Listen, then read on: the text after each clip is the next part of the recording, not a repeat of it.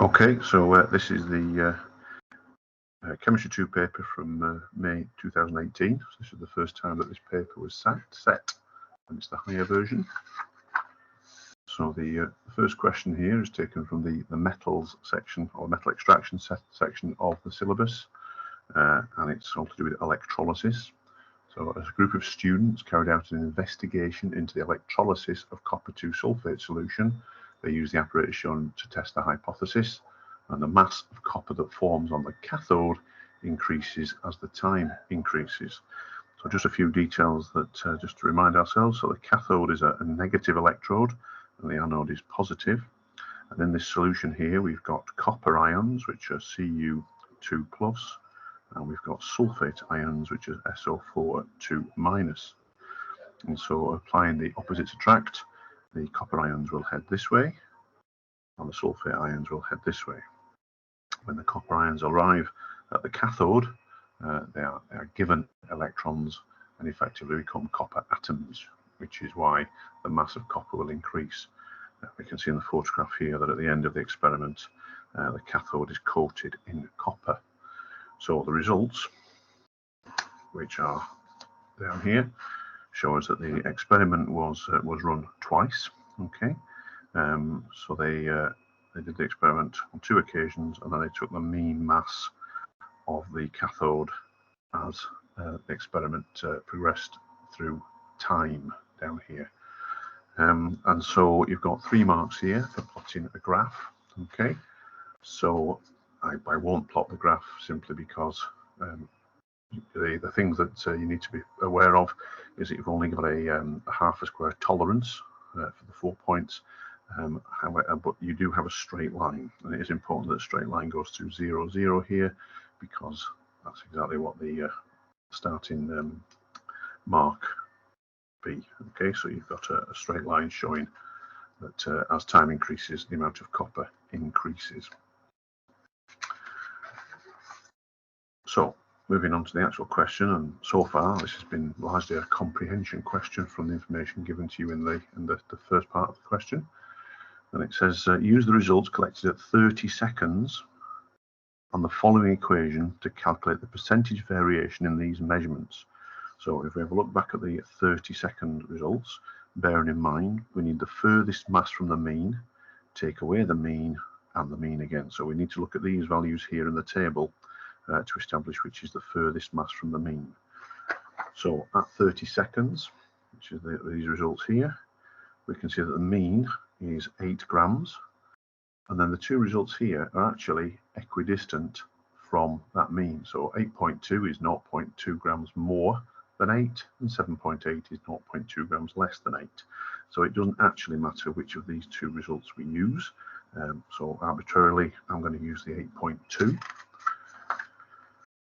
So if we put that these values into the equation that we're given, so we've got 8.2 take away 8, which was the mean value, divided by 8. And if we put that through a calculator to be absolutely sure, to ensure that we get this spot on. So we've got 8.2 take away 8 is 0.2, so 0.2 divided by 8 gives us 0.025. Obviously it's a percentage, so we need to multiply that by 100. Okay, so we've got 0.25 times 100, so we're moving the decimal place 2 places to the right, so times 100 gives us 2.5%. So it's a 2.5% variation. Okay, so we'll move that out of the way. Now the final question says the mass of copper formed is lower than expected. Give the most likely reason for the difference. So if we have a quick look at the picture again rather than the diagram. Okay, so this is the apparatus, and the problem with this experiment is that as the copper is laid down, deposited on the cathode, sometimes it will fall into the bottom of the beaker. Okay, so that's the main reason. So some of the copper falls off the cathode into the beaker. So if it's in the beaker, it can't be weighed on the cathode. Okay, so that's the question based around the copper. Now we move on now to aluminium extraction, which is an industrial process. And so we've got here a similar setup. We've got an anode and a cathode. Okay, the same as in the original diagram, anode and cathode. However, the difference here is that instead of a solution in the container here, we've actually got molten aluminium oxide. Okay, so let's just remind ourselves that the cathode is negative and the anode is positive. And then with that in mind, we could also add into here the fact that aluminium oxide, when it's molten, does form Al3 plus ions and O2 minus ions. Okay, so the Al3 plus ions, being positive, will be attracted to the cathode, and the oxide ions will be attracted to the anode. So explain why aluminium forms on the cathode. So we could say the positive Al3 plus ions are attracted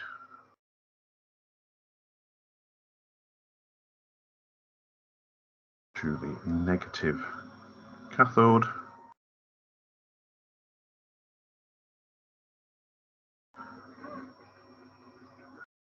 where they are reduced, as reduction is gain of electrons, to aluminium atoms.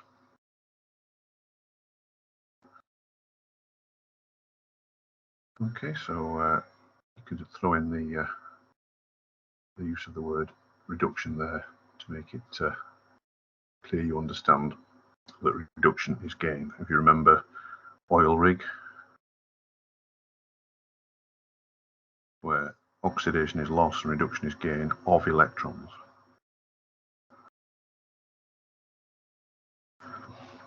Okay, so moving on now to the equation. So on this side here, we've got all of the balancing coefficients and the full formula given to us. Okay, we just need to work out what's going to be made out on this side. So we know that the aluminium ions are going to become aluminium atoms. So it's fair to say that's going to be Al. And certainly in the first instance, the oxide ions become oxygen molecules. They do then go on to burn through the cathode, which is carbon, but in the first instance, they make oxygen gas. And so if we simply look at how many aluminiums we've got here, then we've got 4 altogether. So that's 4. And how many oxygens we've got? We've got 2 times 3, which is 6. So there must be 3 O2 molecules. Okay, and then this next question, again, is testing really your ability to work out the formula of compounds rather than anything to do with the metal topic as such. So potassium can also be extracted through electrolysis of potassium carbonate. Write the formula of potassium carbonate to complete the equation for the overall reaction. So we could go through the process of working out how many atoms of each element there are here. However, another way of doing it would be to refer to our table of ions at the back of the exam, where we discover that potassium, okay, is a K plus. So you've got K plus, and carbonate is CO3 2 minus. So CO3 2 minus, and if we put those on the old balance beam, then we can see that we would need 2 potassiums to balance, to cancel out the 1 carbonate, which would give us the formula K2CO3. So if we then go back to the question and just double check that that works for us. So K2CO3. So we can see here we've got 4 potassiums. We've got 4 potassiums. We've got 2 CO3s. So we've got 2 CO2s rather. We've got 2 CO3s. So we've got 2 oxygens left over we haven't used as yet, and they become oxygen gas. So that would be the correct formula for potassium carbonate. Okay, moving on now. Looking at a question from the energetics section of the syllabus. Okay, and looking at bond energies. So the burning of methane in air can be represented by the following equation. So here we've got methane, which is CH4, displayed in a displayed formula format. We've got 2 oxygens, and then we've got CO2, and we've got 2 H2Os. Okay, so question then gives us the bond energies, and remember these values here are either the energy required to break bonds, but also the energy that's released when bonds are created. Okay, so in order to break molecules up, that's an endothermic process. You need to put energy in, and then so those are positive values, and then when the bonds, when new molecules are created and new bonds are made, that's an exothermic process, and this amount of energy is released. Okay, so the actual question though says use the bond energy values to calculate the energy released when all the bonds in the carbon dioxide and water molecule are formed. So if we have a look at that, we can see that we've got a CO bond, a C double bond O here. There's 2 of them. Okay, so we'll need 2 times that value to create a carbon dioxide. And then here we've got OH bonds, and there are 1, 2, 3, 4 of them.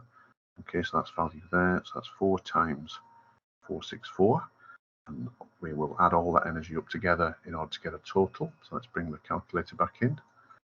So we're in a stressful situation. We might as well use all the tools we've got. So we've got 4 times 464, which is 1856. So 4 times 464 equals 1856, and these are all in kilojoules per mole. And then we've got 2 times 805. 2 times 805 is 1610. And then we need to add these values together, okay, because it takes all the energy to break those apart. So there's a 6, and 3466. Okay, so 3466 kilojoules. So that's the energy that's released when these 2 compounds are created. Okay, so we need to move on to the next question. So the next question then says the energy needed to break all the bonds in the methane and oxygen molecules is 2648 kilojoules. Calculate the overall change for this reaction and use this value to explain why the reaction is exothermic. So if we just pop back to this question here, we could consider this value to be a negative value because this is an exothermic value. It's energy released into the environment, into the system, into the surroundings of the molecules. So it's no longer part of the molecules, it's no longer bound in the molecules, it's released to the surroundings. Whereas this value here, this is a positive value because it's endothermic. Energy needs to be put in. Okay, so if we then do a simple subtraction to work out the difference, if we get 2, 6, 4, 8, take away 3, 4, 6, 6, then we get minus 8, 1, 8. Okay, that's the difference between those 2. And it says calculate the overall temperature change for this reaction and use the value to explain why the reaction is exothermic. Okay, so the value is negative, and the reaction is therefore exothermic.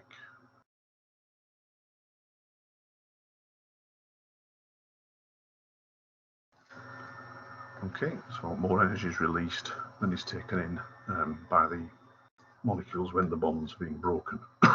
Excuse me. Okay, so moving on to number 3. So number 3, crude oil is a mixture of hydrocarbon compounds. It is separated into different fractions inside a fractionating column. each fraction has a different boiling point range. Okay, so into here we have a mixture of different hydrocarbons, and then at the top they are all separated due to the fact they've got different boiling points. So explain how the length of carbon, how the length of the hydrocarbon chain within each fraction determines where each fraction collects in the column. So basically, at the top of the column, we've got short chains. At the bottom, we've got long chains, big molecules. Okay. So you can see there that the longer the chains, then the higher the boiling point. Okay, so the longer the chain,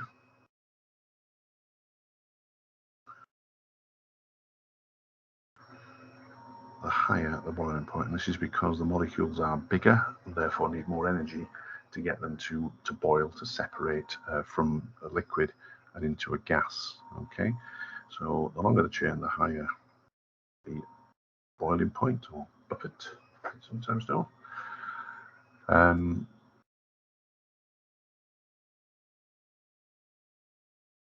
And so it's the longer the chain there and the higher the boiling point. Okay, are the two marks we're looking for there. Perhaps I've taken a bit more room to write that down, but never mind. Right, many of the hydrocarbons are collected from crude oil, go through a second process called cracking. The equation shows the cracking of a hydrocarbon with a formula C15H32. Now, from that formula, and indeed from the fact it tells us, well, it doesn't tell us actually, but the formula fits in with CnH2n plus 2, okay, because 15 times 2 is 30, plus the 2 is 32. So we can tell from the formula that this is an alkane. Okay, and then if we have a look here, okay, we've got another formula. So there's that would also be an alkane due to the fact that 2 times 3 is 6, and we've got an 8. So that's an alkane as well. And this here is an alkene.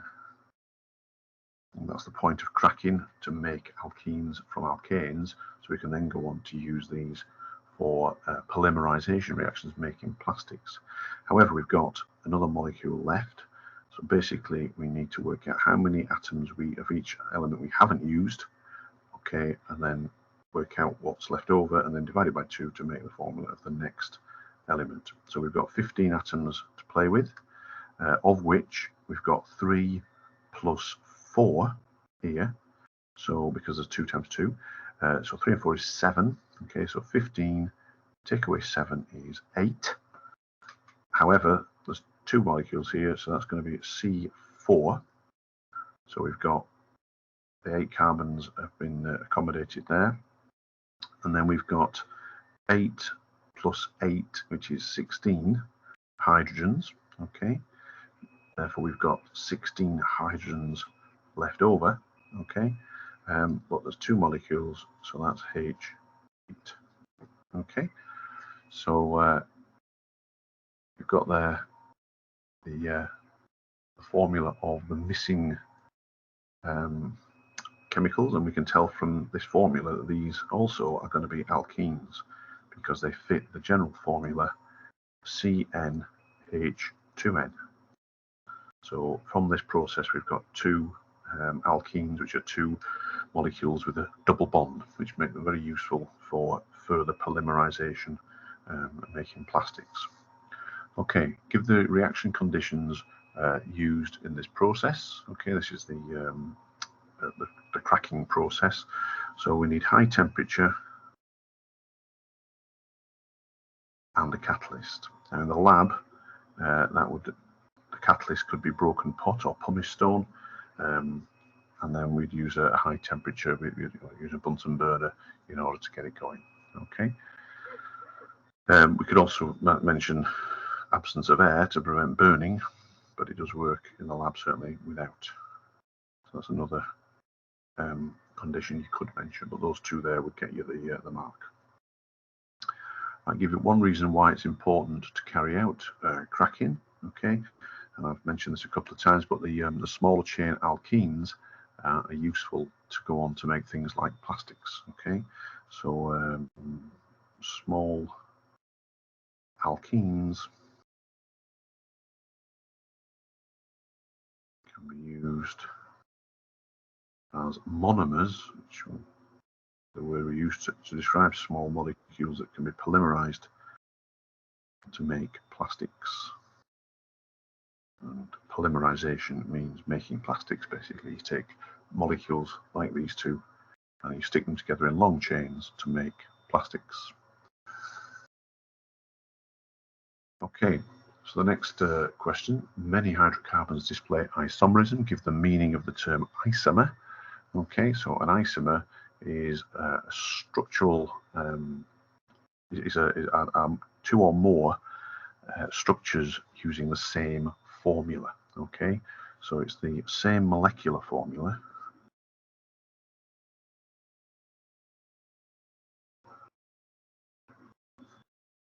but a different structure or structural formula.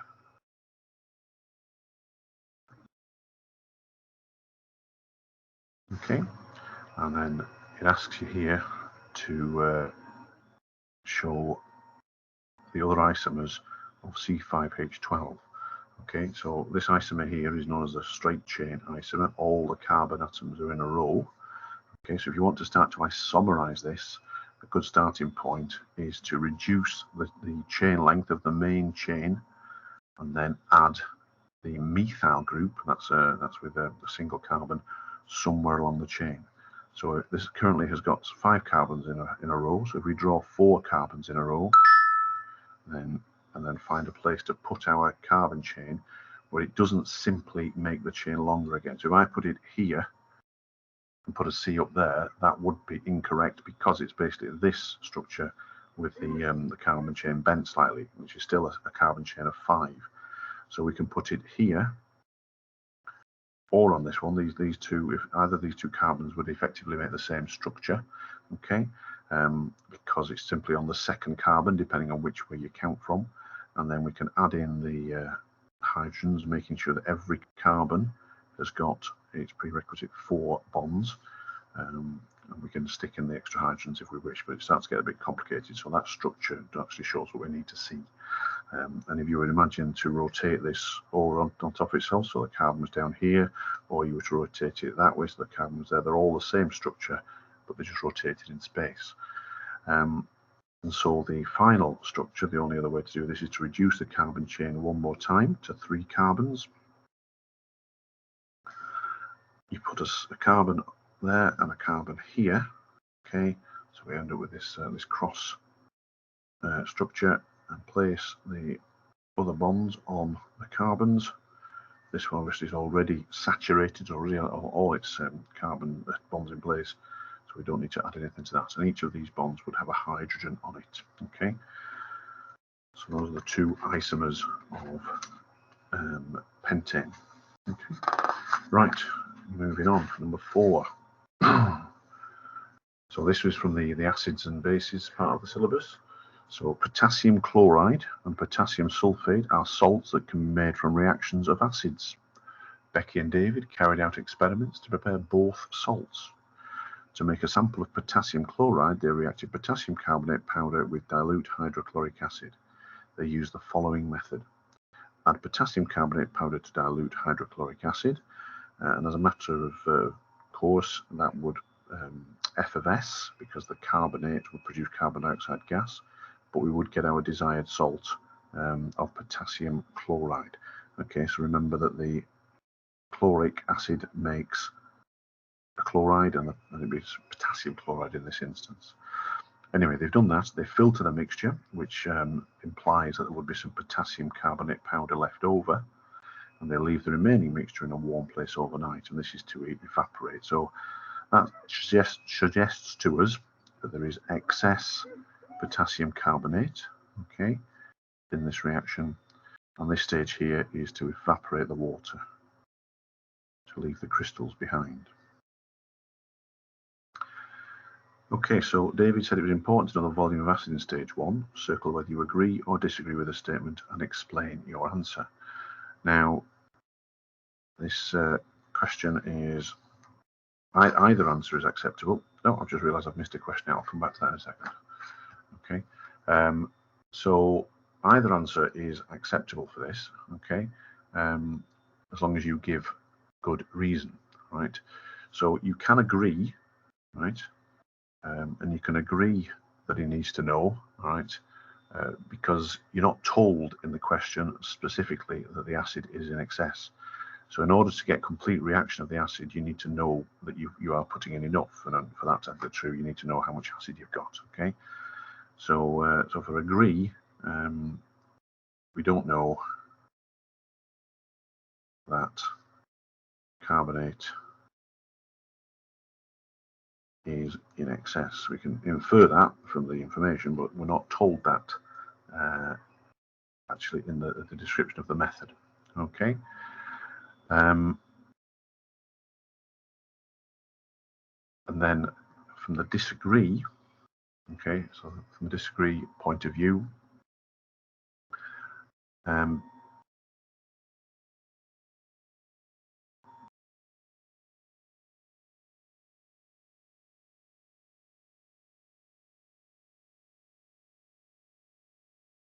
it's because the carbonate will be in excess. Okay, so that in that respect, we don't need to know how much acid there is, because we know that all the acid will be neutralized or reacted with.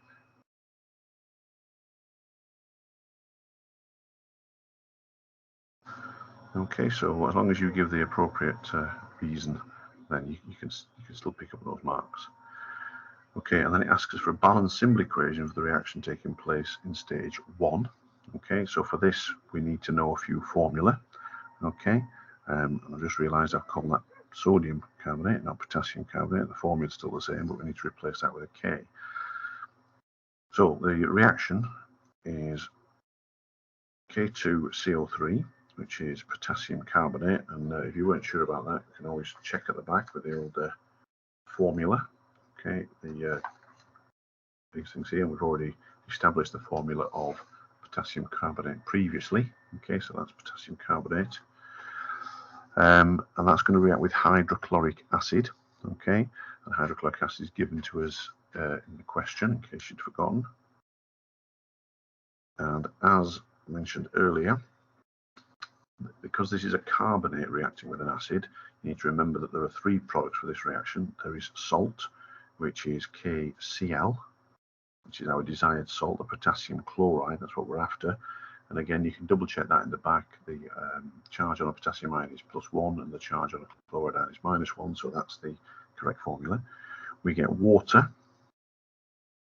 and we get carbon dioxide. Okay, so if we look to balance this, okay, we can go through the block method, which is a guaranteed way of getting this correct. So we've got K, K, C, O, O, O. If we just block those off so that we can see they are separate atoms. So 2 potassiums, 1 carbon, and 3 oxygens. We've got HCl, which is simply H and Cl. KCl, which is K and Cl. And then H2O, which is H, H, O. And CO2, which is COO. Okay, so if we just have a check, we've got 2 potassiums there, but only 1 this side. So a quick fix for that would be to put in an extra potassium chloride.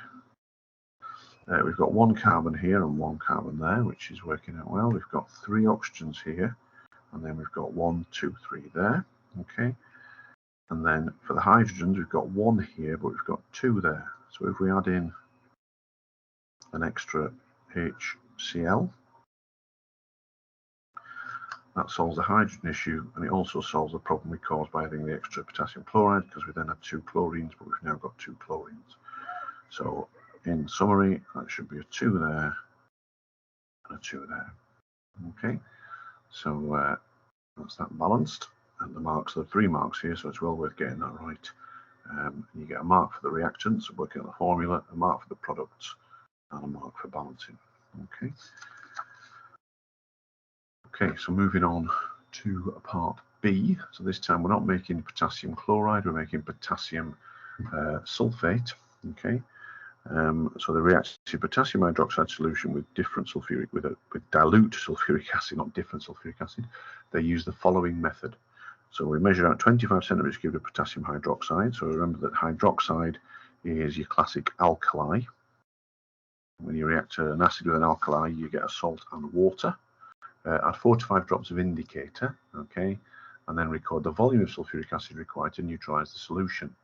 So this is adding a small amount at a time the sulfuric acid until you get a neutral solution. In other words, if it's universal indicator you're using, it will go green. Then repeat without the indicator, because we don't want green salt, using the volume of acid used in stage 3. Leave the remaining mixture in a warm place overnight. So again, we're looking to evaporate off. Okay, so this stage 4 here depends upon the accuracy of stage 3. So Becky was concerned that carrying out stages 1 to 3 only once would mean that the volume of sulfuric acid used in stage 4 would be larger than actually needed to neutralize the potassium hydroxide solution. Suggests a reason for her concern. Okay, so her concern is based around the fact that if you do this, it's relatively straightforward to overshoot the amount of acid you need. Okay, so if you're doing it for the first time, you're not quite sure how much acid you're going to need. It's easy to add a little bit too much, and if you do that, you end up with an acidified product. Okay, so she may overshoot the actual volume required. So it would be wise to do it another time, a second or even third time.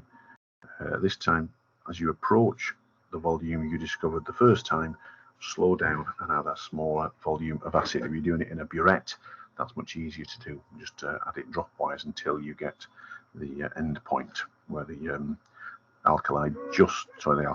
the indicator just changes to the appropriate color, depending which alkali indicator you use. Okay. Right, write an ionic equation. Okay, so this is ionic to show how water is formed during the reaction and state the source of each ion. So in an ionic equation, we need to make sure we use ions. So if you're not sure, it might be wise just to pop to the back again and just look for some inspiration. So we're aiming to make water, the question asks, and water is H2O. So a good starting point might be to find a hydrogen ion, which is here, okay? And hydrogen ions come from the acid, okay? And then to make that into water, we need to add another hydrogen and an oxygen. And lo and behold, we've got another hydrogen and an oxygen here, the OH ion, which is negative. So you've got a positive and a negative, and hopefully we can make water from that. So H plus, if you want to be pedantic, you can put AQ in there, but it's not required. And OH minus, and they create H2O. We don't need to balance that, it's already balanced. And then the source of the ions, so these ions come from the acid. And do we need to state the specific acid? Probably, that's from the sulfuric acid.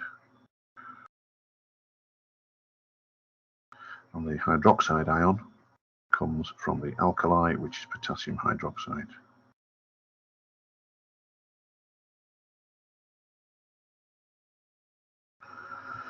Okay. Now this next question, whilst it's in the context of an acid-alkali question, is actually from the energy topic. So what you need to be able to draw here is the energy profile of an exothermic reaction, so one that gives out heat. And so if we pick an arbitrary level here for the reactants, okay, so these are the reactants.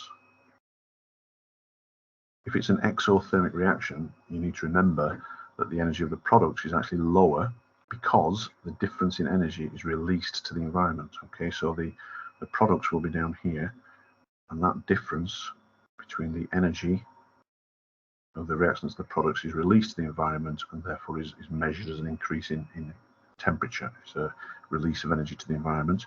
However, these reactions always need a little bit of a push, so we need to get over the activation energy, and then we drop back down. Okay, so the actual profile is simply that shape there. Okay. Trying to miss out on the page actually. I will go back to that previous question that I missed out before. So this is part of the question on crude oil. Okay.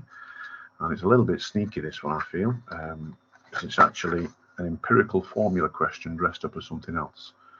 Okay, so 8.4 grams of a hydrocarbon is found to contain 7.2 grams of carbon. Use this information to determine whether the compound is an alkane or an alkene. You must show your working. Okay, so from the information in the question, we know that we've got carbon present and hydrogen, because it's a hydrocarbon. And as I say, this is an empirical formula question dressed up as something else.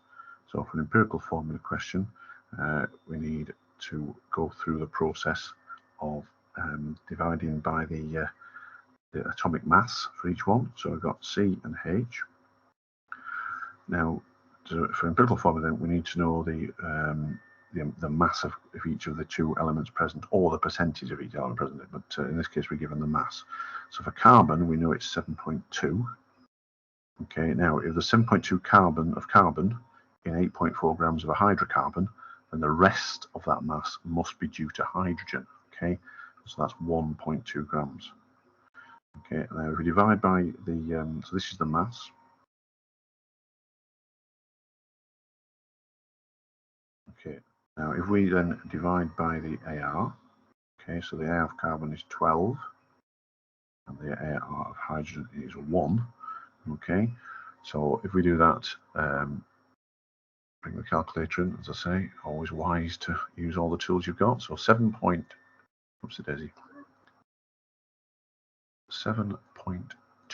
divided by 12 is 0.6, so that gives us 0.6. And obviously 1.2 divided by 1.2 is 1.2. Sorry, divided by 1 is 1.2. And so we've got here a ratio of 1 to 2, okay, because 0.6 is half of that. So that tells us that this formula, this chemical is CnH2n. Okay, on this particular instance, it's C1H2. And so we should be able to recognize this as the general formula of an alkene. Okay, so it's an alkene as it fits CnH2n. Okay, so that was quite a lot of work really for 3 marks there. You need to recognize it as an empirical formula question and then be able to relate the empirical formula to the general formula of alkanes and alkenes. Right, anyway, back to the next question. Oh, sorry, the end of this question. All over the place here, all over the place. So, back to Becky and David and their acid-alkali question. So carries out a series of tests to identify the ions present. Oh, steady on, what's going on there? Oh, see. A series of tests to identify the ions present. Okay, so they carried out a flame test on each of the salts. Give the reason why the results of this test could not be used to identify the salt.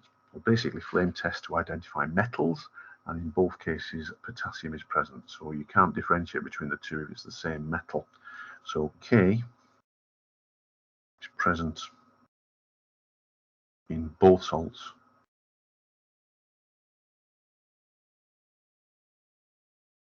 So we would give a lilac flame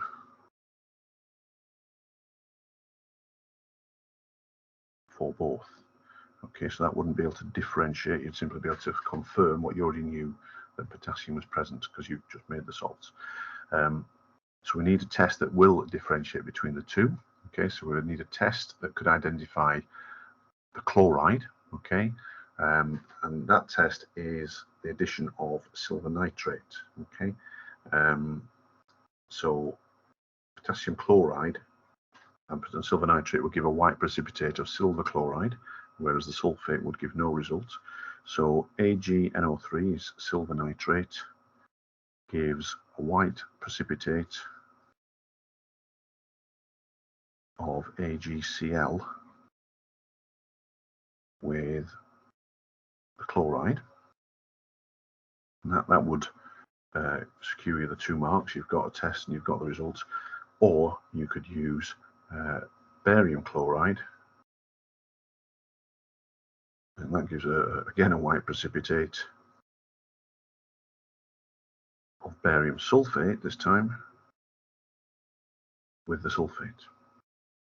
So either of those two methods would be able to differentiate between the two salts, okay? Because one would give a precipitate and one would not. Right, moving on now to number 5.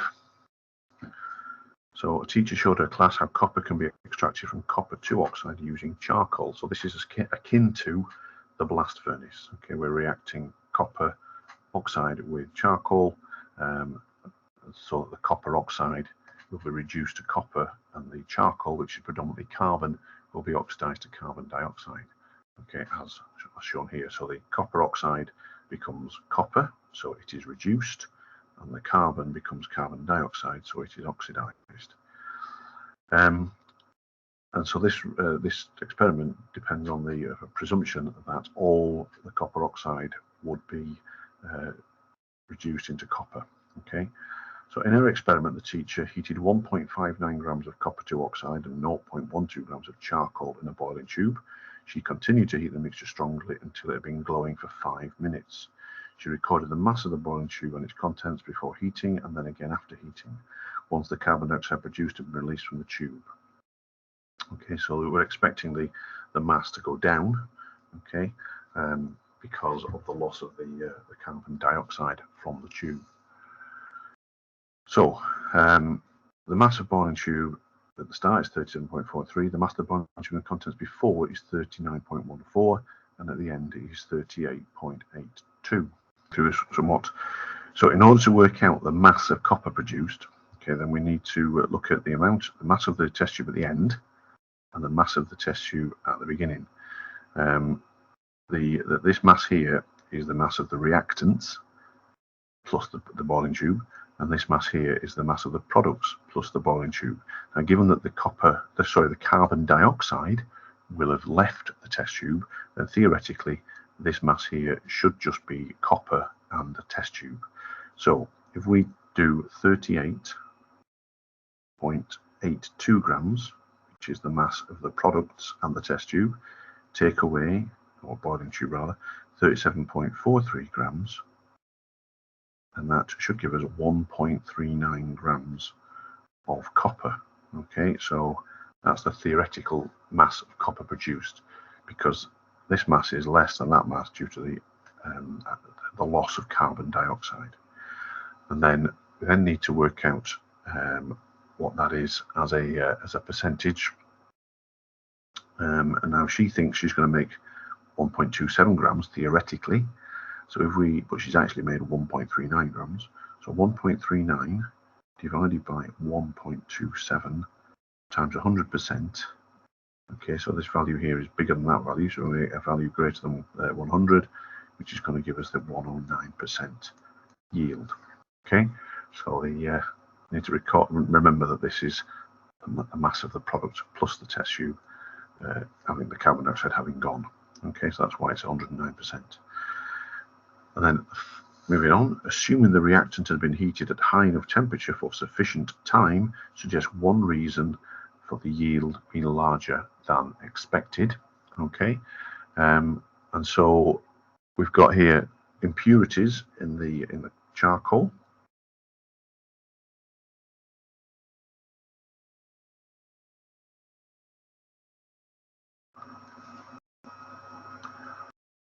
Which means that they don't react, and so therefore increase the mass. Also, some charcoal, or you can have one or the other. Some charcoal reacts with the air. It doesn't take part in the reaction, and therefore changes the result to form carbon dioxide directly. So impurities in the charcoal mean that some of the mass you originally weighed here isn't actually charcoal, it's something else, and that simply remains as part of the final mass and bumps up the apparent mass of copper. Okay, because that copper there isn't all copper. In reality, it's got some impurities in it. Okay, so let's move that out of the way. Right, now moving on here. So iron is extracted from iron 3 oxide. inside the blast furnace using coke. Okay, so we need to recall that coke is pure carbon. Okay, write a balanced symbol equation for one of the reactions that show the reduction of iron 3 oxide inside the furnace. Now, there's two ways we can go about this. The simplest way is just to take the information at face value, and we could write Fe2O3 reacts with carbon, and that produces iron and carbon dioxide. Okay, and then we could balance it using the block method, but to save a little time here, put the balancing in. So we've got 2 of those, we've got 3 of those, and we've got which makes, so we've got 3 carbons, obviously 3 carbon dioxides, and we've got 4 ions. However, an alternative way of looking at this is that carbon in reality is initially oxidized to carbon monoxide, okay, in the blast furnace through a couple of processes, and it's the carbon monoxide that reacts with the iron. So down here I'll give you the alternative reaction, which is Fe2O3 plus 3 carbon monoxides, which comes from the same source, but it's slightly further up the blast furnace, to make 2 ions and 3 carbon dioxides. So either of those 2 equations would secure your mark. Okay, they're both acceptable to the examiners. Okay, so the next question says rather, an iron ore contains 22% by mass of iron 3 oxide. Calculate the maximum mass of iron that could be obtained from 5 times 5 tons of this ore. Give your answer in standard form. Okay, so we've got here 22%. Okay, so that's 22 over 100 times the mass of iron ore that we've got. Okay, so 5 times 10 to the 5 tons. Okay, and if we multiply that out, then we get, so let's put the calculator in again. So we cancel.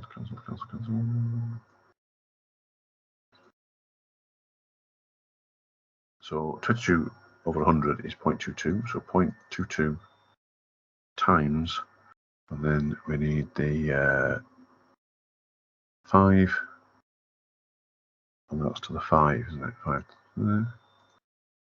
Okay, which equals 11 tons, but we want the answer in standard form. Okay,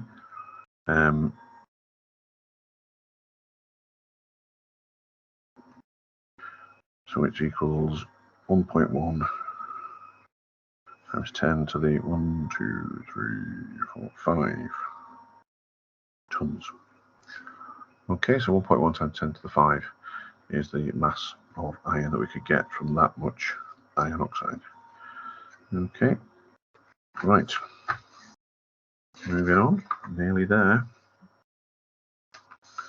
Okay, now this final question looks quite daunting, but in actual fact it is largely a comprehension question based around the test for alkenes, which is the bromine water test. So it says here saturated and unsaturated fats. Okay, so these 2 words, even though they're associated with fats, they mean exactly the same as they do in the alkane and alkene topic. Okay, so saturated basically means no double bonds, and unsaturated obviously means there are some double bonds in these fats. Okay, are found in different amounts in different foods.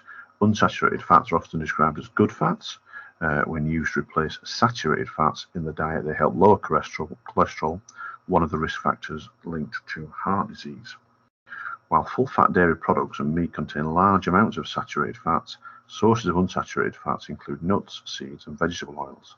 Saturated and unsaturated fats differ in their chemical structures. Unsaturated fats contain double bonds. Okay, so we're even being told that between carbon atoms within their molecular structure, whereas saturated fats have no double bonds.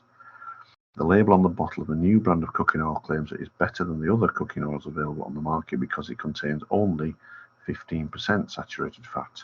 Scientists decide to investigate the claim. They use bromine water to compare the percentage of unsaturation of this new brand of cooking oil with 4 other vegetable oils, W, X, Y, and Z.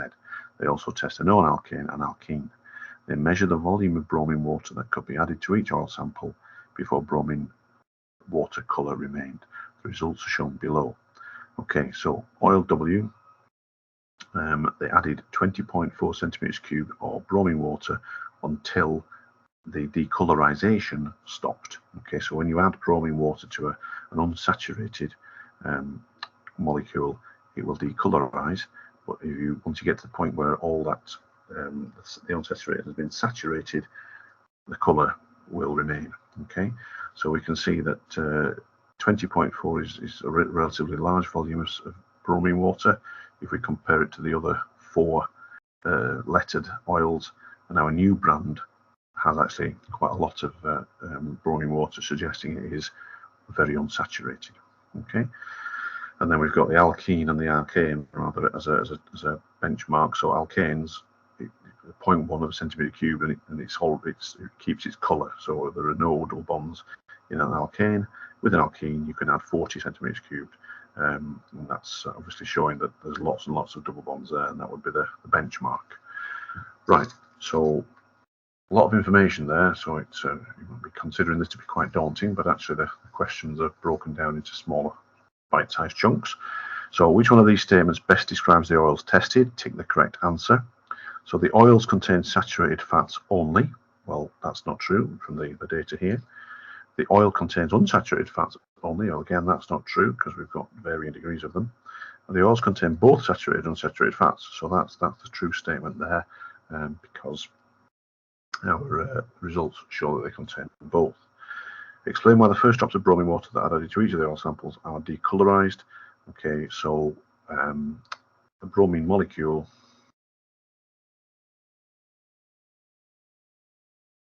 is added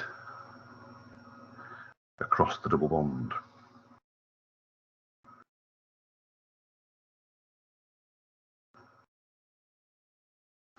Okay, and therefore is no longer the orangey brown colour that we expect. Okay, so no bromine colour is visible. Okay, now the next question says the label suggests that the new oil contains only 15% saturated fat. Use results to show whether this statement is correct. So if we take our alkene as being fully unsaturated, that would take 40, that would be 100% unsaturation.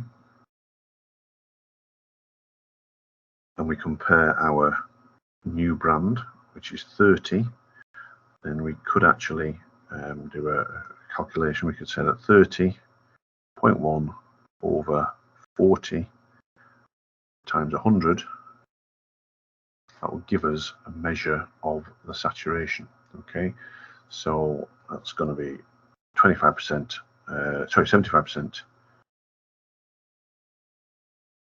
of unsaturated, and therefore 25% saturated.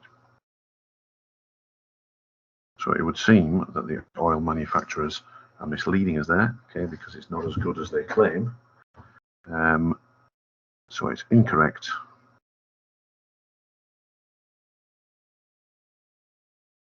Due to a level of saturation. Okay, so we've calculated that level of saturation, comparing it to the alkene, which is entirely unsaturated. Explain why these results might persuade many consumers to use this new brand of oil in preference to others. So even though it doesn't live up to the claims, it is significantly less saturated than other oils available. So it's less saturated than other oils.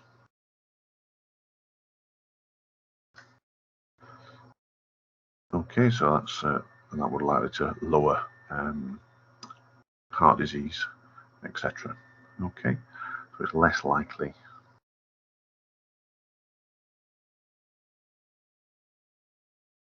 to lower heart disease. Cause, I don't lower, it's less likely to cause heart disease. Okay.